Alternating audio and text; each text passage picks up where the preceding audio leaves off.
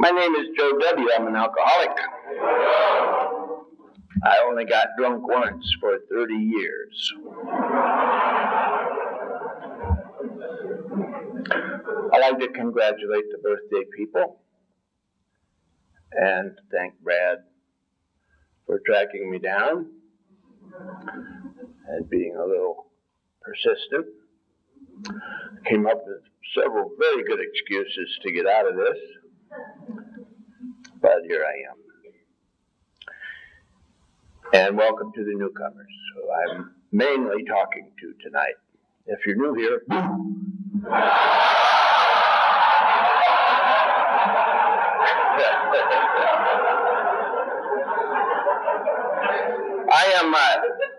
I am brought to you tonight by the program of Alcoholics Anonymous. There's no doubt in my mind, if I hadn't literally stumbled across AA, that I would be dead quite some time ago. No doubt in my mind about that. And also, I know about drugs. I know all about drugs, but I identify as an alcoholic, one, because it is a tradition pretty much, and two, because I only did drugs when I was drunk, but I was drunk all the time.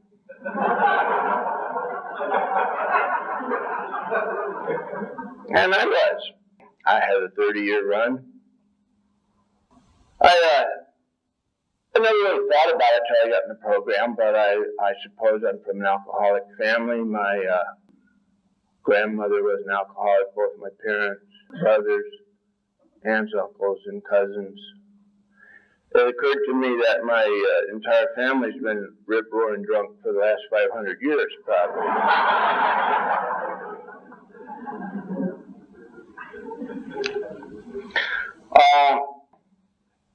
I grew up in the 50s, to which I'm grateful for.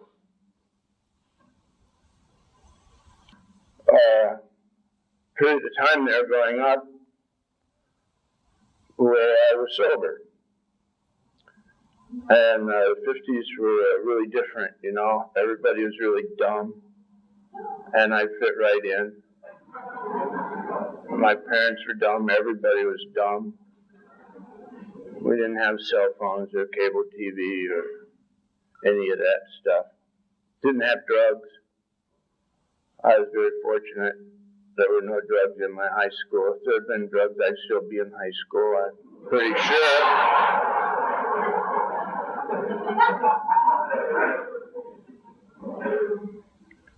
And I went away to college at about 20. And I had discovered the guitar in my I'm a musician, of course. I discovered the guitar in my senior year of high school. I actually was first oboe in orchestra. And about halfway through my junior year, it occurred to me that I was never going to get any girls playing oboe.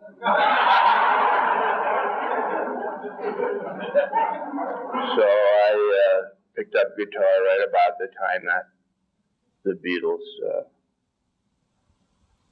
were discovered. And in college, I got in a band. It was really easy then. You just had to play the songs that were on the radio and you were fine. You didn't really have to be any good if you had Beatle boots and guitars like they had, then you were okay. People would come and hear you. And, you know, I was always really scared. I was always really nervous and scared of people. We moved a lot. So I went to 4 or 5 different schools for about 3 or 4 years per school. We moved a lot, and I would have to make all new friends. And I was just scared. I just wanted to be liked. And I was really scared of everybody. And it was really scary to play guitar in front of people.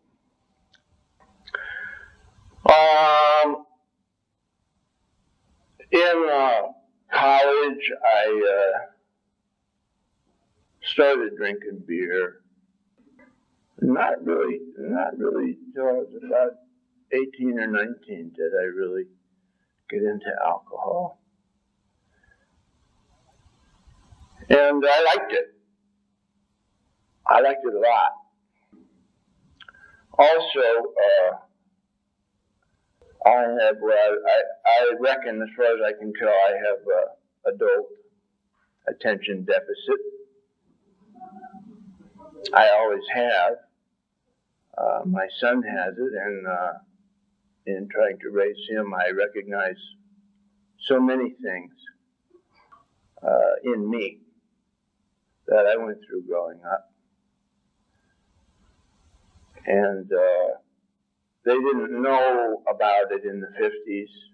They hadn't diagnosed it, and they hadn't done any work about it. You were just different and kind of a troublemaker and couldn't focus and couldn't complete tasks. And we're all over the place. And another thing you did was sway back and forth when you talked.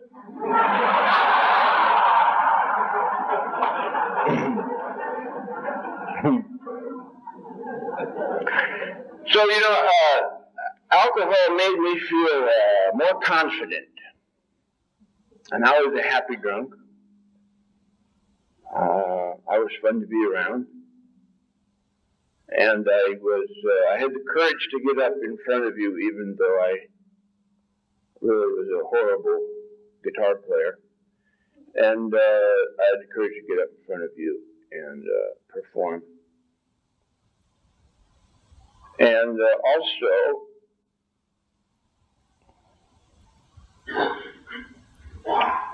it made me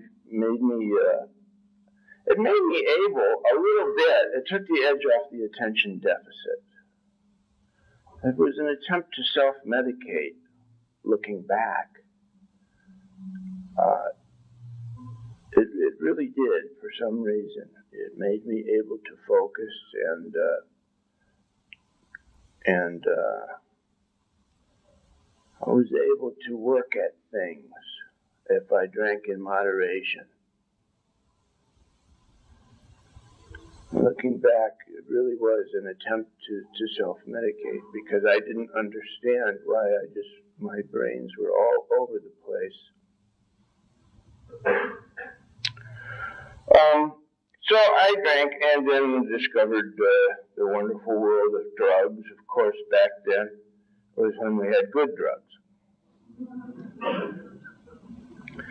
And enjoyed those too. And I would say for the first part of my drinking, it was okay. I was able to function. I was able to be responsible. I got a lot of work done in terms of school and in terms of being a musician. Occasional problems.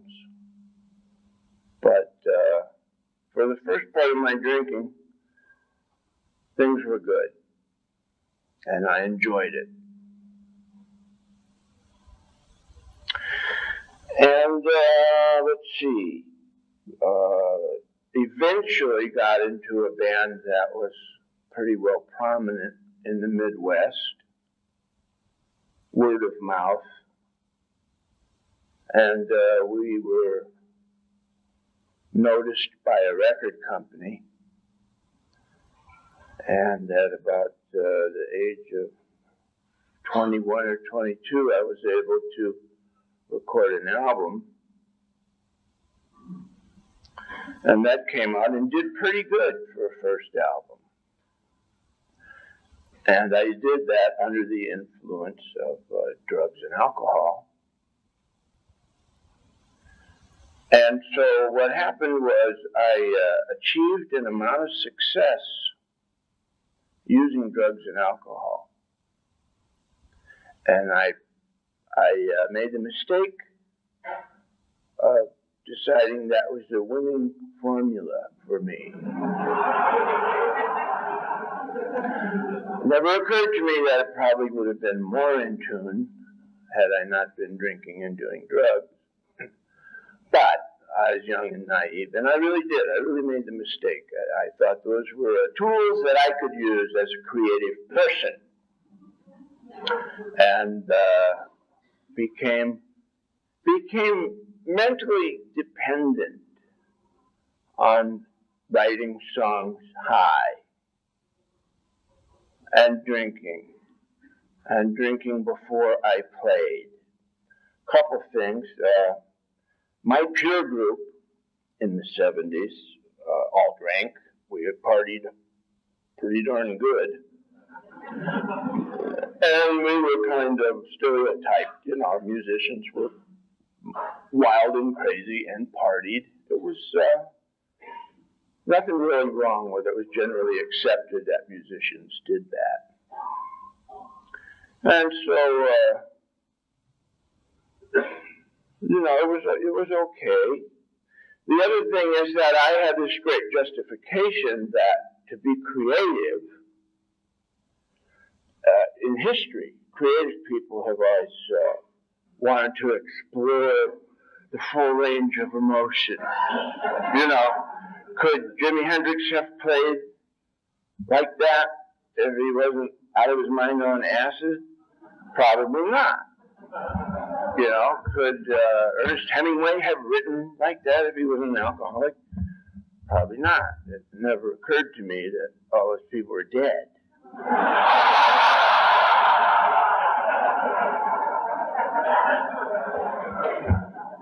So, I guess by now we're into the second part of my drinking,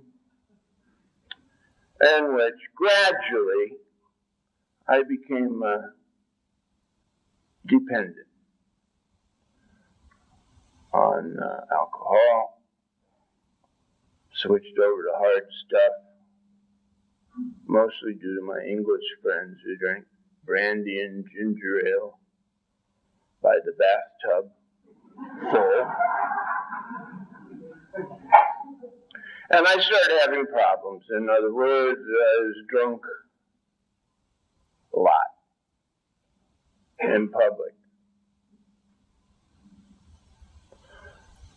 I never really was too drunk to play, but I was obviously feeling good on stage. And after a good concert, for a reward for me, we would party. I would party.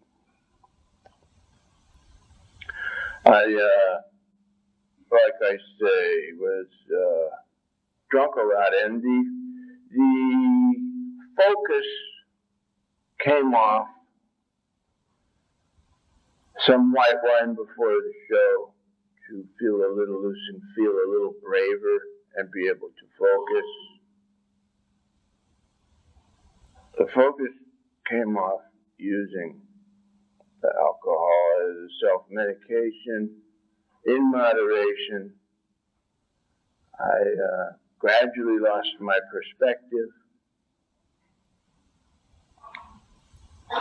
to where I was drinking all the time, whether I was playing or not. And I was drunk a lot, and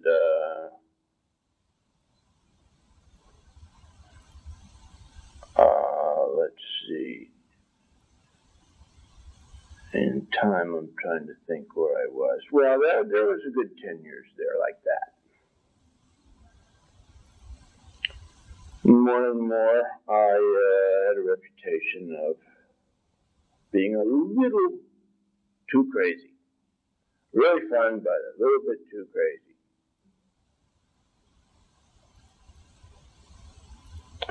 And great stories. I don't know if you've ever heard stories about me, but they're pretty much true.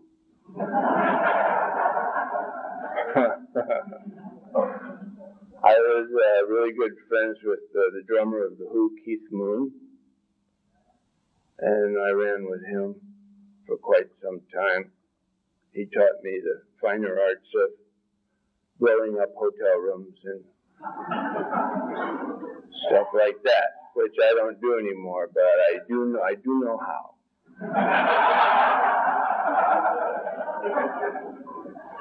Yeah. Well, I suppose the next thing to talk about is the third phase of my drinking.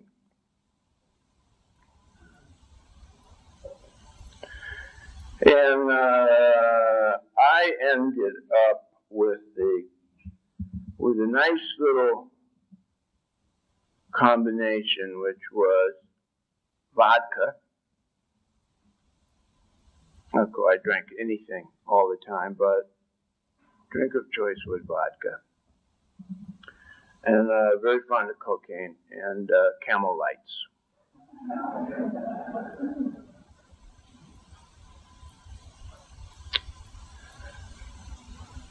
And very, very slowly and gradually,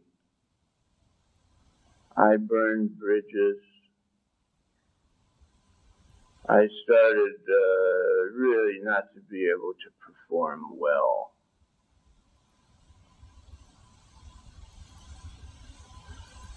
I started a slow spiral downward, and I would say at that point, I had the disease of alcoholism. I didn't really know that I had the disease of alcoholism. I didn't really know anything.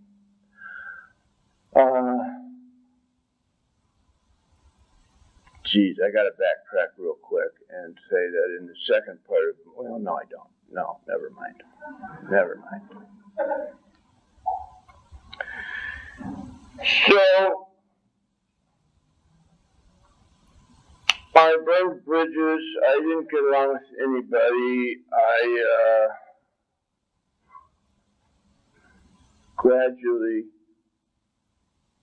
became a full-time drinker. The only people that were around me were people that would party with me and my band. And I paid my way through it,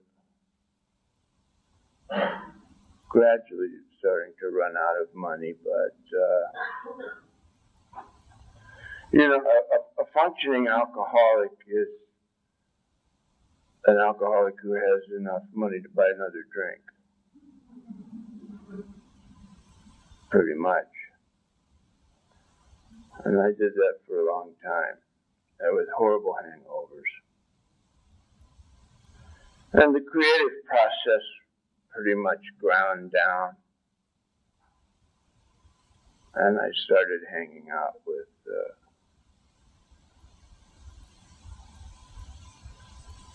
questionable people. I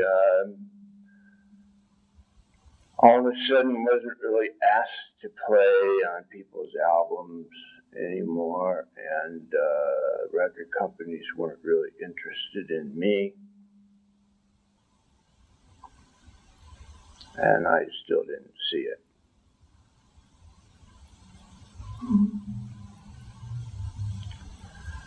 And the last couple years of my drinking were horrible, because I had done this for 25 years or so, and for a long time I'd had a grasp on it. And it worked for me in the first part of my drinking, and then I worked for it. And gradually alcohol ate a big hole in me. And took away everything in my life that was good. And I ended up, I thought alcohol was my best friend for 25 years. And I ended up like, I don't understand. I asked my friend Alcohol, what do we do now? And my friend Alcohol said,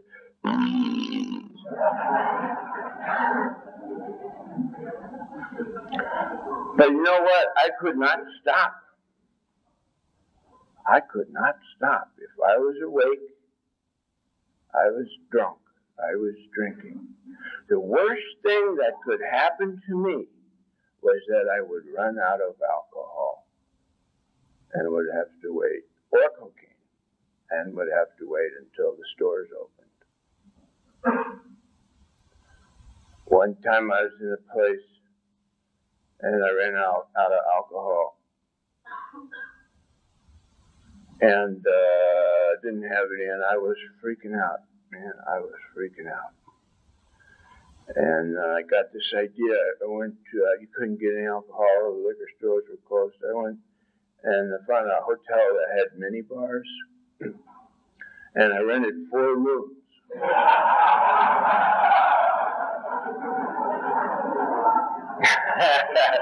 And drank everything.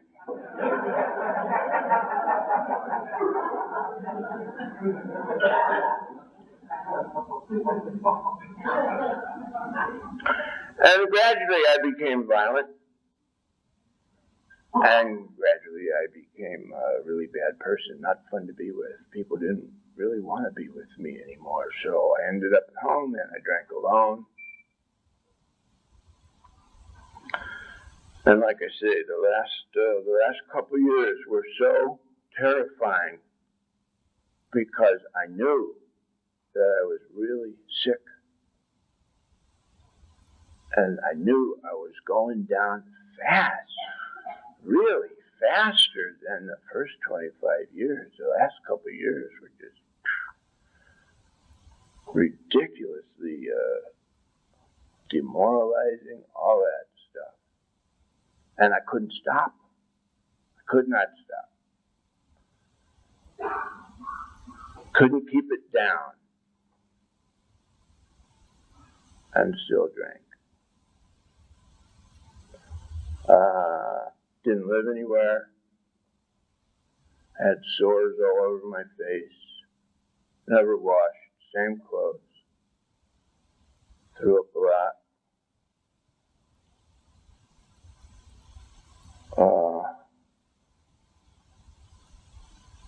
No friends, no car.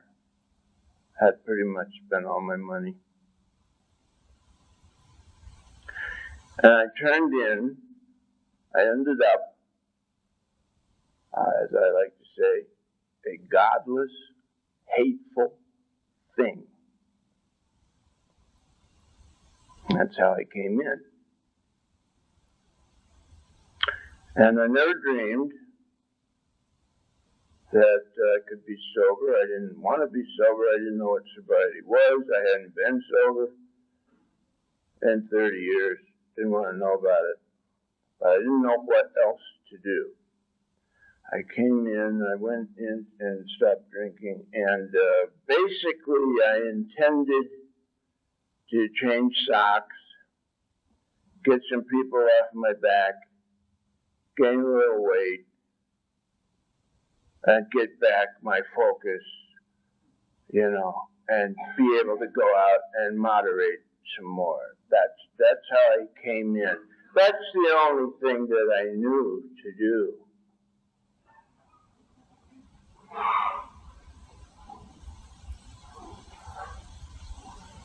And I didn't know I didn't like anybody, I didn't like anything, I didn't trust anybody. Like I say, a godless, hateful thing. And I read the big book, read chapter 3, and discovered I had a disease. I had always thought that I was different. I was unique.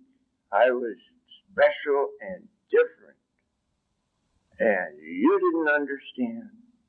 If only you understood. And I think God's great gift to the alcoholic is the karma. Yeah, I know. But, we've always got a comma. But, me.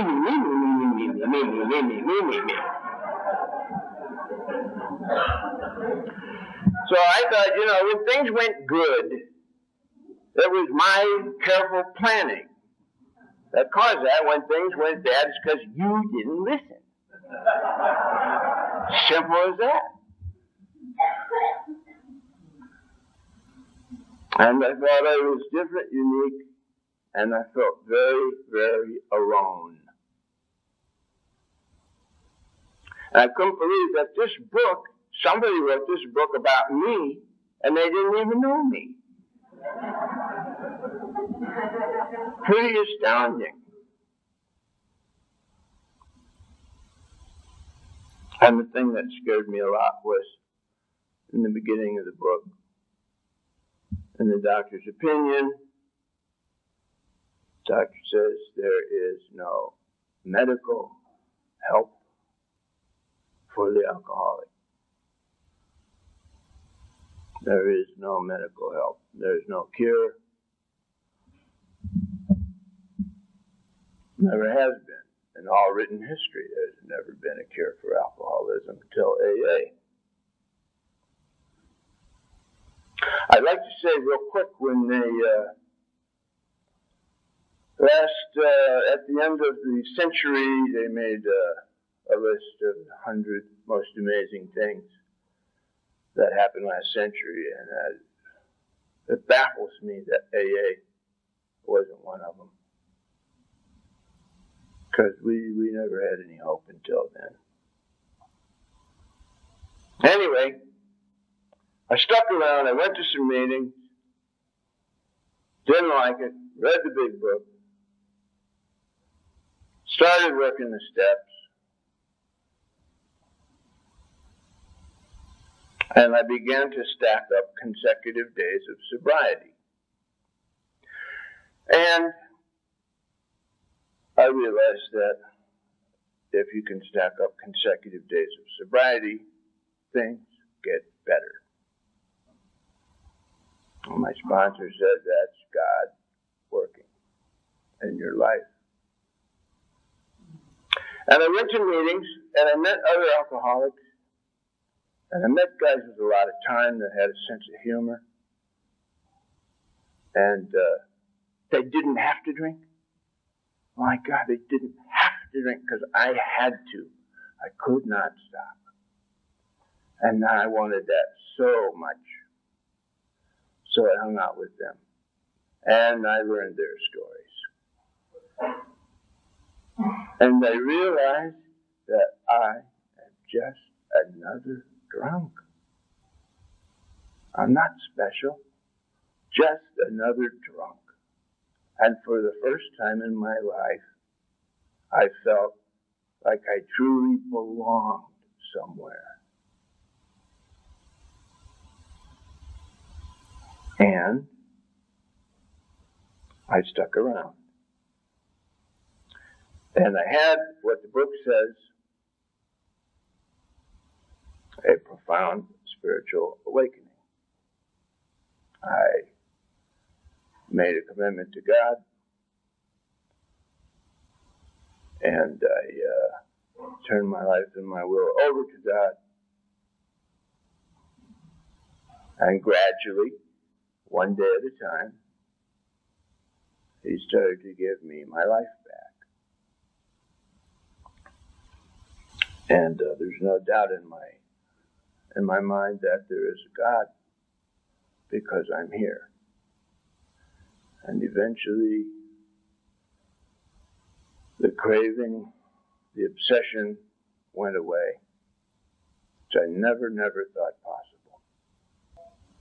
And on a good day, I turned my life and my will over to God, and all those things that I tried to control and run are His business, not mine. And I would say that God does for me now what alcohol used to do. But he takes so long.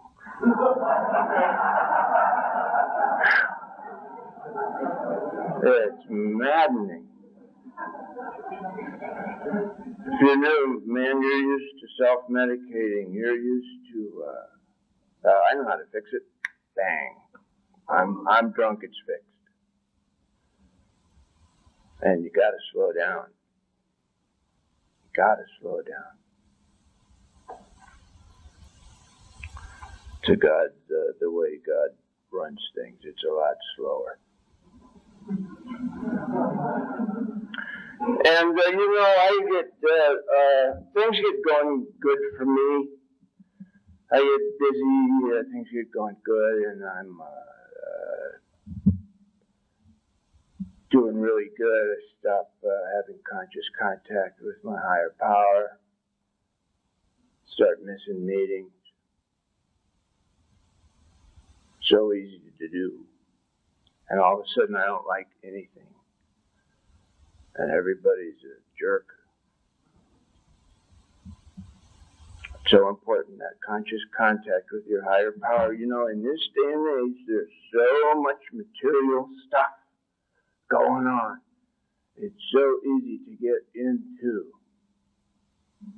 the internet and your family and money and your car and your job and sports and the daily grind. A couple days can go by. And there is this other place that I have discovered. And if you go sit down by yourself and be quiet and try and get all those voices to stop, it takes work. But there is a silence there, a stillness. And I'm convinced that that's where God is. And I try and go there all the time, as much as I can, and check in that place. Check in. Just be still. And if I do that, I am really able to accept what God has in plan for me every day. And if I don't do that, I pay for it. Gotta stay by the program. That's about all I got. I'd like to thank you all. If you're new here, stick around. I would not be here if it didn't work. None of us would be here unless it worked. And it's the only way. It's the only way to stop. So I wish you all peace. I like to tell my wife that I love her. And thank you, Brad. That's it.